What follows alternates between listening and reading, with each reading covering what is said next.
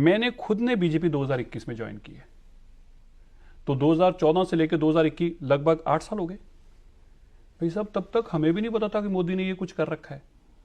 ये तो जब हमें उसकी किताब में पढ़ाई गई, कागज हमने पूछा भाई ये अगर कर रखा तो इसको अंदर क्यों छुपा के रखा है? बताते क्यों? इसको छुपा के क्यों रखा हुआ है अंदर? मैं अगर एक सांस में आपको बताऊं यार, मैं हैरान हूं कि अभी तक हम ये बातें ही नहीं देश तक पहुंचा पाए। ये वाहद आदमी है।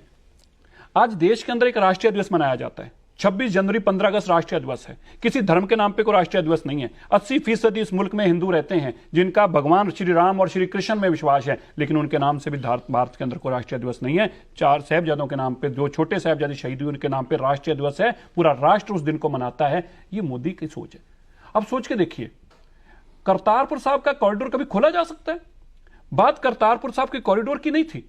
बात यह थी कि पाकिस्तान के साथ लड़ाई लड़ने वाला मोदी जो एक बात कहता है मैं देश झुकने नहीं दूंगा, वो करतारपुर का कॉरिडोर 2019 में यह कहकर खोलता है कि यार गुरु नानक देव पातशाह जी का दिन है, इससे ऊपर कुछ नहीं हो सकता, इसमें हमें ना देश और लड़ाई में नहीं जाना चाहिए, बॉर्डर में, इसमें हम चाहे झुके चाहे कुछ हो, इसको खोलना है।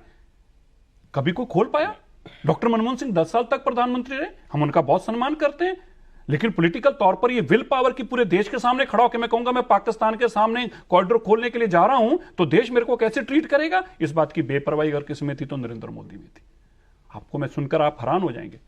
इस देश के अंदर पंजाबी वाहद एक आज ऐसी भाषा है जिसमें आप अपने बच्चे को आर्मी के अंदर, एयरफोर्स, पैरामिलिट्री फोर्सेस के अंदर बिना अंग्रेजी बिना हिंदी के टेस्ट दिए अगर आपको नौकरी लेनी, अगर आपको गुरमुखी आती है तो आपको टेस्ट देके पास नौकरी ले सकते हैं।